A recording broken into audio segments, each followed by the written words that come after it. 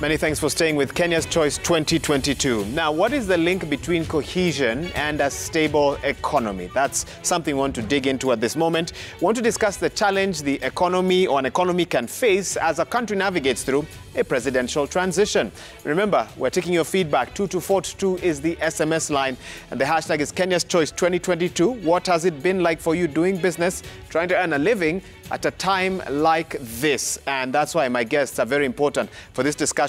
Physically here with me in studio, Sam Kona, a commissioner with the NCIC. Many thanks for making time for us today. Thank you. And joining us virtually is Carol Kariuki. She's the CEO of the Kenya Private Sector Alliance. Carol, I trust you can hear me, and karibu sana virtually for this conversation. Thank you. Sam, I want to immediately start with you. I was trying to get you in studio yesterday, and you told me you're at the Bomas of Kenya. You were there when it all happened. And the country has made great gains from a cohesion perspective. No one doubts that. And even today, there was some sort of semblance of normalcy. And some of our reporters captured that as they did a spot check across the country. But yesterday's events wasn't very cohesive. What did it look like from your perspective? Yeah, thank you. I think the first thing to celebrate is the people of Kenya, and also the triumph of our democracy as a nation. We know that we've had a very turbulent year in terms of politics, but also the last 1 week has been dramatic in its own way. There have been many events over the last 1 week where Kenyans will have been incited into some form of violence or instability, but they resisted just as they did yesterday. The actions of some of the politicians from both political divides or all political divides have tried to push Kenyans to engage in some form of incitement or violence or protestation. But that has not happened.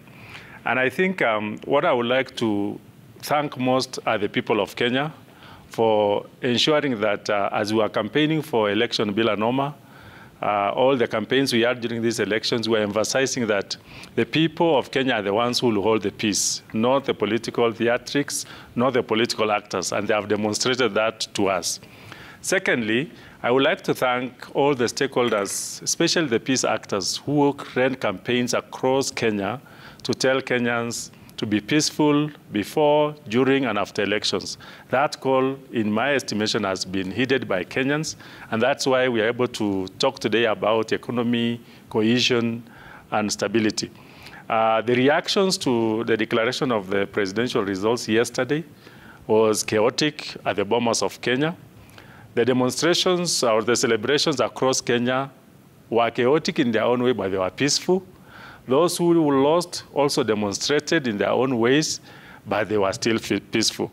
That's why I'm putting the message forward that the Kenyan people have responded the message that you can actually lose an election and still express your grievance without resorting to violence or without attacking your neighbor.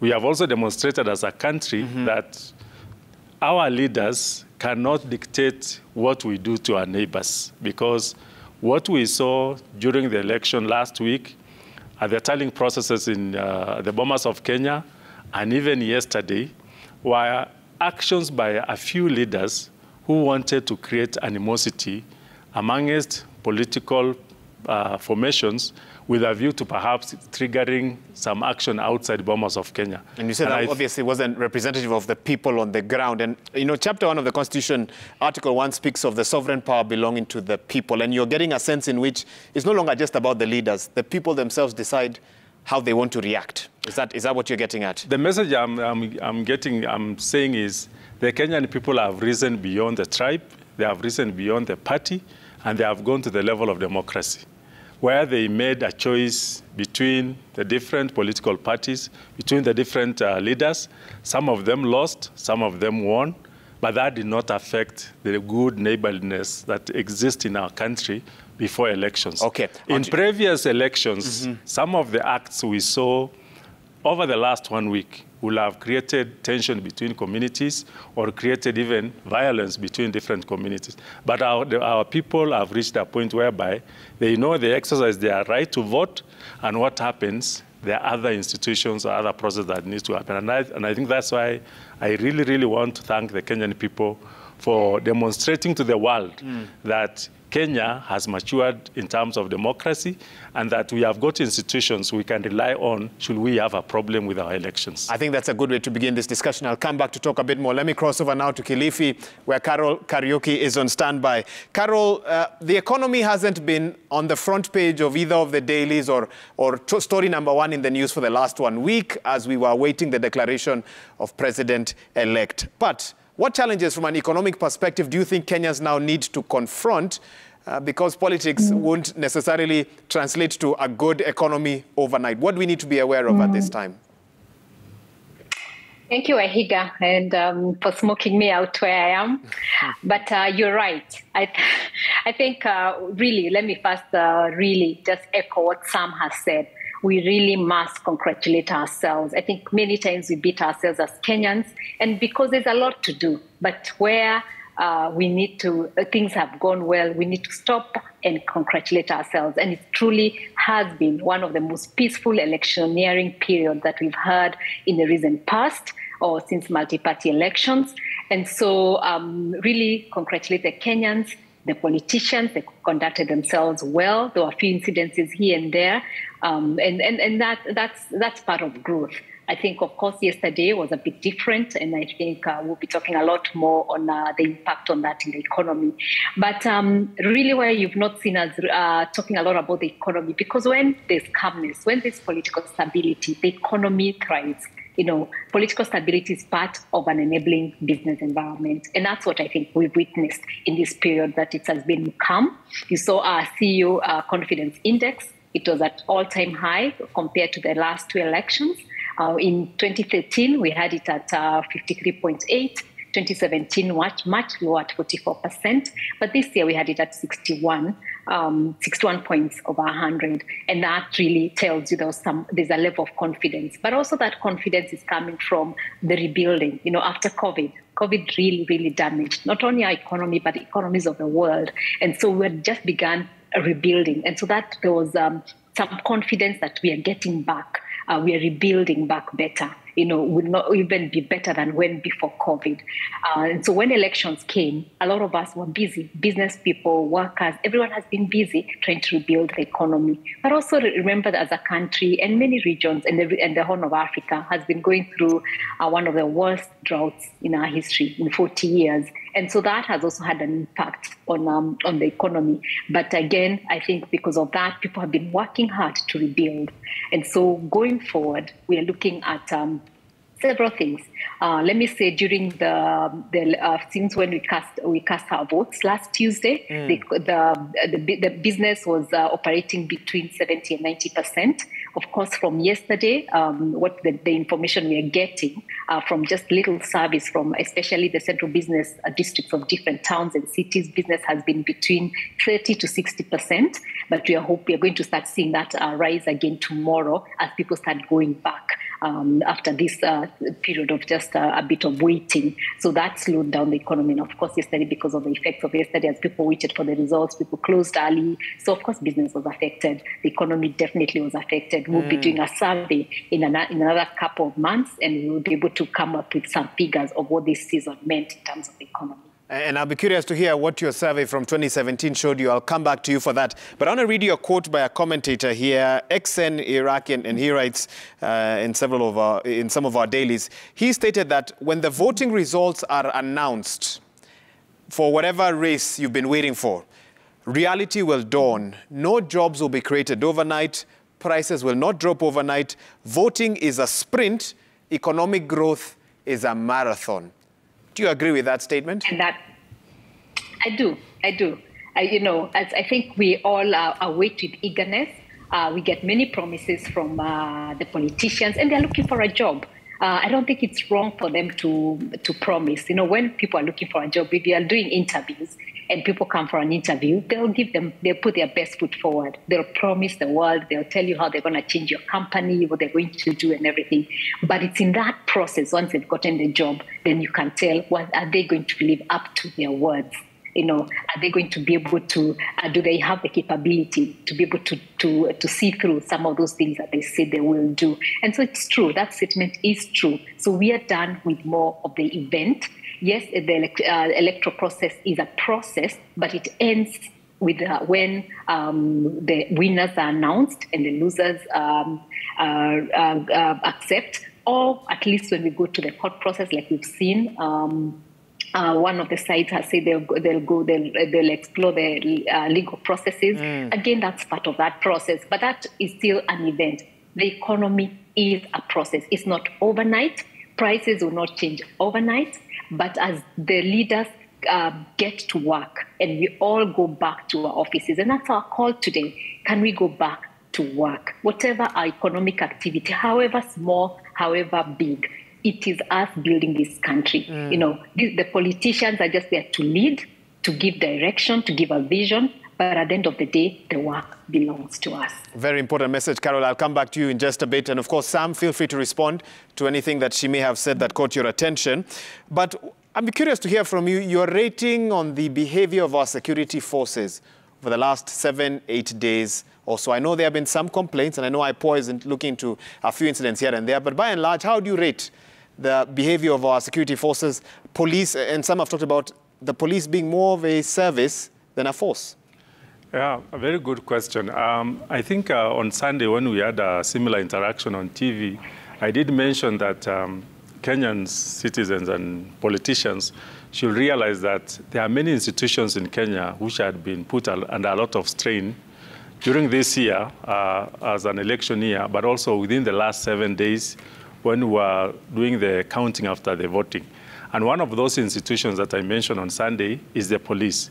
In my assessment, especially judging what I observed at the Bomas of Kenya during the observation time when the tallying was taking place, they behaved very well. They were very present in most of the places that required them to intervene. They were not very abrasive in their responses, even when they were provoked by some groups. And whenever there was an incident, the police handled it in a more professional and also in a humane way. I did not see a serious bad behavior from the police at the Bomas of Kenya. And as you also recall, there were protests yesterday, both celebratory protests and also protests for groups that lost.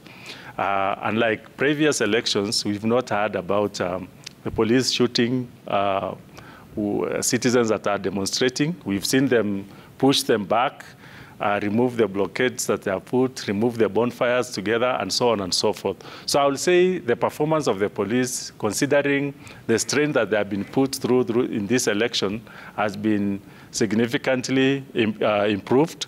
And also they have displayed a lot of impartiality as expected of them as the security forces in the country. Okay. There are those who say that our political campaigns, especially in the run-up to the August 9th poll, shifted mainly from a campaign of personalities and ethnicities to economic well-being and growth.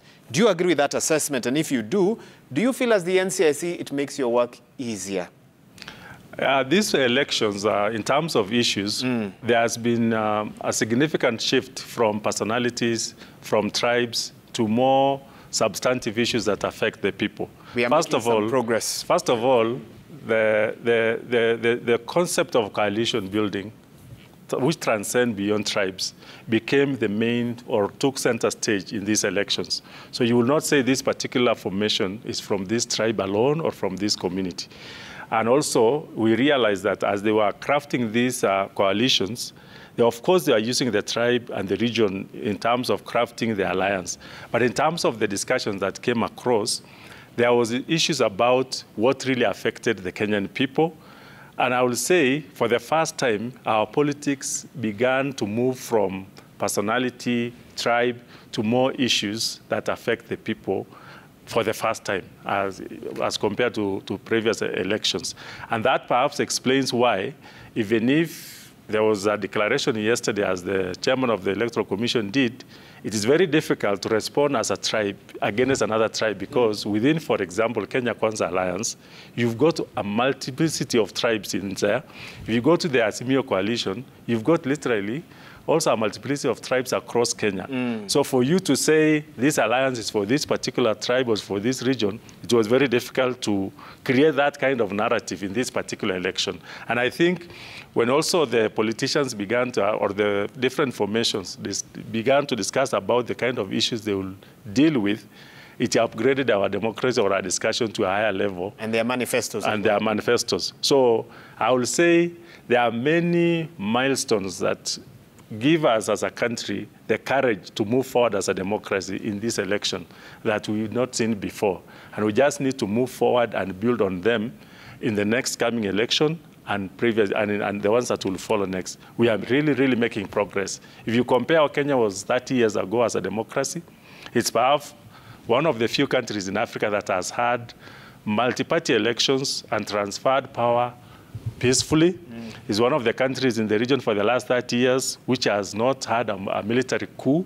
It's one of the countries for the last years where we have had even a change of leadership from one political party to another. And all these have been peaceful transfers of power. There have been multi-party elections. They are contested, and they are still resolved, and the country moves forward. Lots to be proud about. And that is something we need to be reminding ourselves that. That is something we must be very proud of as a country. And for this particular election, it will go as the most peaceful election Kenya has had, especially after the 2007 and 2008 post-election violence. Because from that time, the election in Kenya has always been seen under the prism of post-election violence. Everybody is waiting for violence, for chaos, for disturbance, for whatever. But from the time we had the campaigns, we voted last week, the results have been declared. The two candidates the one who lost has given the direction in terms of where they are going. I am very confident that alone, regardless of what happens even afterwards, that alone puts Kenya at the peak in terms of democracy. And that is something every Kenyan, anywhere in the world, should be very proud of. You should work proud knowing that we as a nation, we as a people, have actually demonstrated to the world that we can hold highly competitive elections, highly contested elections, very close elections, and still emerge peaceful. And find a way to move forward. Let me bring Carol into this. And Carol, I'm sure you're hearing that. But of course, I also know the business community, and we are all part of the business community because we all need to earn a living. We all need to eat and have something to drink and pay our rent and our bills at the end of the day. Back in 2017, we were told that we lost about 130 billion Kenya shillings, our economy, because of our political contestation. This time around, as you look at what's happening, maybe let's start with an example. Is there a model of governance, a democratic one, maybe around Africa, maybe that's where we can start from, that you feel has been able to separate the economy and politics very well that we could learn from? Because in Kenya, it seems that they are so intertwined. Let me begin by actually going back to what Sam was saying in terms of the police, the security agencies. When I talked about this political stability, it's true. The police have done a good job, commendable job. You know, in other elections, we are always complaining about the police for exercising their power a little bit further than their mandate. And part of that is also we've been running, as you know, the Kenya Daima campaign, the peace campaign. You know, and engaging the security forces, engaging the politicians, of course, through the economic manifestos, engaging them on peace. They all signed, the four presidential candidates did sign the peace pledges. And so we really are observing them very closely to see that they live up to what they signed to on the peace pledges. And so far they're doing well, despite some of those challenges, small challenges that we saw yesterday and maybe some of their lieutenants in other places. But going back to your question, politics and the economy are very intertwined. The reason why people look for political seats is because they are looking. What they should be actually trying to do is because they want to do something to do in the economy. Yes, they don't always, not all of them really get there and focus on the economy. They may focus on themselves and all that, and that's why we start talking about issues, governance. But really the job they are looking to do is really to improve the economy, to grow the economy. Every country wants to be better than the other, wants to be more competitive than the other. So you cannot separate it in that way. Maybe where we need the separation is during the electioneering period, which is the journey we have begun, so that the economy can continue to grow despite the elections, despite the politics. It was really, really good to see many tourists still coming during an election year period. A few years ago, that never used to happen. The tourists will be the first ones not to come to the country. But just seeing that has continued, we continue to host even business delegations from different countries for the longest time until very close to the elections. That never used to happen before. So that tells you something is changing. But we hope it can change completely, that an election day will be another day. Maybe to a point where it will not even be a public holiday, because then we can vote through our phones, we can do early voting and send in our votes. We just need to keep improving our electoral processes to the point where it is not a ceremony anymore. And so it's just one of the other processes, so that maybe we can even have a marathon, we can have a big conference going on, and it's elections.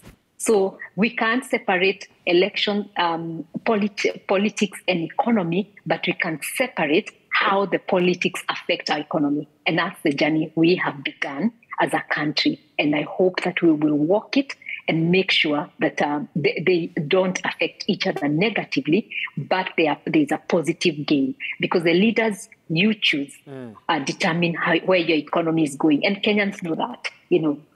We're having our fifth president for the country. The next admission will be the fifth one. So we can tell from time of independence, we can look back at the journey and be able to see how the leaders in the different times affected our economy. So it's something that we know. So that will always be, that the economy and the politics will always be intertwined. Carol, but the elections and how they affect the economy, that should be where the separation comes in. Carol, on the back of that, what do you think should be the 1, 2, 3 top priorities of the next administration, whether they take office in September, in November? We certainly hope not any later than that. What should be their immediate priorities from an economic perspective? So from an economic perspective, and this we presented to them when we did the economic manifestos, both coalitions, we did meet with each one of them. The first one is rebuilding the economy from the effects, the devastating effects of climate change, of COVID, and all the other challenges, what the effects that the Ukraine and Russia war has on our wheat, our fertilizers, our fuel. And, we never realized how much we depend on such countries like that. But there are other effects that are going there. The internal effects, the gap between the poor and the rich, the inequalities, bridging, really spurring our social transformation so that we bridge the gap between the inequalities, so that as we grow as a country, we're not leaving others behind. The economy, of course, the jobs, with over 1 million people, young people getting into the job market every year, we have to rethink of how we create jobs in this country. It's not the traditional way anymore. We have to adopt to the technology revolution and start creating jobs from that perspective, even as we grow our manufacturing base and other agriculture and all that, we have to tap into the technology. And our youth are ready, they're the most advanced in this area, and so very innovative, and so we can help create those jobs. So when we're talking about the next administration, it's spurring job creation, and the second is social transformation, deepening it so that we can bridge the inequalities. Look at the hospitals, the health sector, the education sector, our public transport. Then the third is innovation, really tapping into innovation, research and development. If that, the reason why countries try to get to the moon and everything else they try to do and compete in all that, it's because that kind of research, that kind of development really helps them solve a lot of the problems of their country. That will really help us do that. And lastly, competitiveness. I cannot emphasize this as much. Before we competed in our region, now the ACFTA, and so we are looking at the continent, and so we have to be ready. We have to set ourselves up at the top so that we can really lead in the ACFTA, the continental free trade. We have signed other agreements with other countries, so we have to really be competitive. And so what the next administration should be looking at is, where are we failing in our competitiveness? And COVID did open some of that when the global value chains closed. Let me jump in, Carol. Let me jump in if you can hear me. how can the next administration achieve all that when we're told, some experts have told us, the next administration could be paying, is it 3 billion shillings in debt repayment? Is it almost, I don't know if it's every month, every week, or every day, but nevertheless, an astronomical figure. How will they do all the things you're hoping for if that's the first thing that they have to deal with, the debt levels? You know, debt, I think this conversation has been heard and explained. There's good debt and bad debt. So, of course, there are two things from where we sit. There's where you identify what is the bad debt and agree how you're going to negotiate the bad debt. But there's a good debt, you know, and every country has debt. No country in this world, we can say, has no debt, even the largest or the smallest country. And so look at that good debt and say, how do we ensure that there's value for money? Whatever we borrow has to be value for money so that it's not wasted. So what they need to do is cut wastage completely, close where there's wastage gap so that the money we borrow and the money we collect, because we're also collecting taxes, is that it's not being wasted, but it's going to good use. Secondly, is really to continue to expand the tax bracket. You know, keeping a small tax bracket will not have enough revenue for this country. So expand that tax bracket, bring everyone in the tax bracket, make it easier for everyone to pay taxes. Then the third thing is so that we can pay our debt, we have to grow the economy. You know, let's look at the enabling environment, the business enabling environment. Look at where the challenges are and address that as soon as possible. Some of them are very easy, and we're going to be engaging them. You know, KEPSA has very structured engagement processes with government, you know, executive, parliament, and the judiciary. So we've already prepared how we're going to engage the next administration like we've done in the past. And so these are the areas we'll work with them. And so what we are saying, we're here as private sector. We'll partner with government to address some of those challenges so that we have enough revenue to meet our needs, but to also pay our debts as we utilize our debts well. Okay. Governance will be a key factor. I'll be keen to hear what your memo would be to the incoming parliament, the 13th. I'll come back to you for that one. But Sam, whoever takes over, whoever forms the next government, if you look at some of the statistics, will probably have to deal with an at least 40% population of voters that did not vote for them, and of course a wider population of Kenyans who are not registered voters. What should be their priority to ensure that they bridge the gap between those who voted for them and those who did not?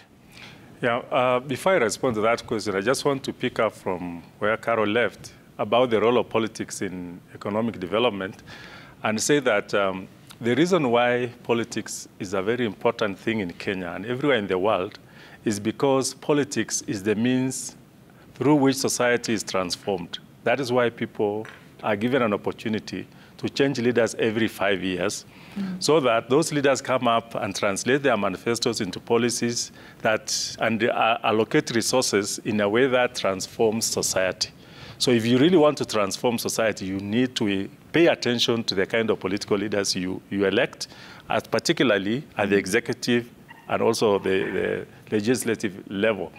And of course, for us, if, for example, there is no peace in Kenya, even the person who wins will not have a country to govern, will not have a people to take care of, you'll just be having people who are hurting. So it is very important for Kenyans to take politics very seriously because it's one of the most transformative forces in our society, which, when it comes to the times of elections, people are told, put politics small, keep it low key, but the decisions we make during elections determine how we live for the next 5 years in terms of economy, in terms of social welfare, in terms of environment and everything else. So it's an important thing.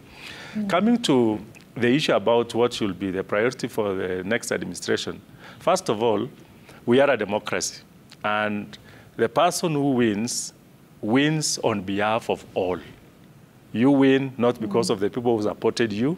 You have won and you have given the mandate by a majority of Kenyans, but you are supposed to govern for all, even those who did not support you. And that is why it is very important for the people who will assume leadership. And I want to talk at all levels of government, at the county level up to national level, that position is for you to involve everyone. And that's for us as a commission. When we did an assessment of what really creates conditions for violence in Kenya, it's because of mistrust, it's because of exclusion. Those who win actually go ahead and not accommodate others in government and even go to the point of excluding them. So the key thing is, if you have won any seat, just know that that seat, you are going to represent and take care of the interest of everybody in that jurisdiction. And I also want to say, for the next government, in terms of governance reforms, we need to interrogate where devolution did not achieve what was intended.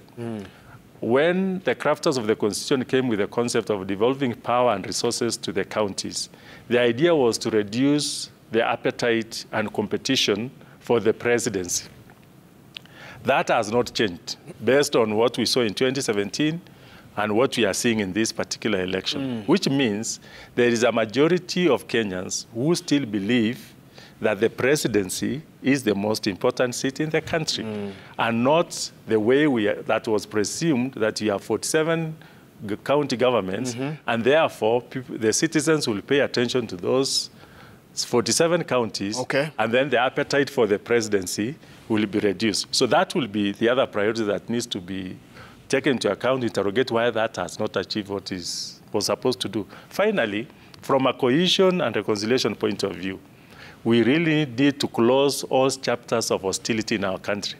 Because when we were running the campaign for this peaceful election bill and norma, what came out is during elections, political leaders go back and revive grievances and come up with a catalog of issues that communities have not been able to resolve, and use those ones to divide them and to manipulate them with a view to promoting their political agenda. So we need to emphasize the role of ending all hostilities in our country, ending all conflicts, and embracing true reconciliation across the country, especially because in this election, we've been able to weave a concept around coalitions which goes beyond tribes, that we should build on it now and make sure that by the next election, Kenyan communities are fully reconciled, and then Kenyan values systems have changed, and now we see each other as a Kenyan first and not as a tribe or a political entity. Sam, in the interest of time, I'll have to take that as your last word, and a very good last word at that. But Carol, and I even clarified, the estimates are that the next president would spend 3.7 billion shillings daily on debt. That's a lot to talk about. But my last word to you is elected leaders from the two major political factions are meeting tomorrow. They are the ones that will be responsible for legislation. And there's been some concerns that the 12th Parliament did not live up to the billing in terms of protecting Kenyans, their pockets, etc., although their leaders have a different word. What's your message to the 13th Parliament as their leaders, as members of the 13th Parliament meet their respective coalitions unofficially? By unofficially, I mean not in Parliament, but in other settings tomorrow. What's your message to them? My message to them is that can they just look at the legislations that will spur the economy and create the jobs? Well, let's think out of the box. We have many good policies, but also hold the rest of the government, whether it's the judiciary to play its role and the executive to play its role in terms of implementation. Our problem actually has never been good laws. Our problem is implementation. So if we can implement all the good laws that we have, and then look at where there are gaps and make new laws, then we will have served the Kenyans. So let's focus implementation, implementation, implementation. I think that couldn't have come out more strongly. Carol Kariuki, CEO, Kenya Private Sector Alliance, thank you so much for joining us and for us interrupting your time to be on the program today. Here in the studio, we've had Sam Kona, a commissioner with the NCIC, shedding light on what we've seen, why, some trends from the past, and also what the next couple of months should look like for us to build a better Kenya moving forward. Thanks for having tuned in. This has been Kenya's Choice 2022. And of course, on anything in regards to the post-election period and anything that will happen, we'll be keeping you updated. Tomorrow, we'll be telling you what's happening as those elected leaders meet. We'll also be keeping tabs on the Supreme Court with we hearing several parties seem set to move the Supreme Court as well after the IBC released the declaration of the president-elect just yesterday. So keep it Citizen TV for that update and so much more. But this is how and where we conclude this bulletin tonight. And on behalf of the whole team that's made this broadcast possible, thank you so much for tuning in. Our sign language interpreter today has been Wilson Mushora. My name is Wahiga Mwaura. We'll see you soon. But goodbye for now. See you soon.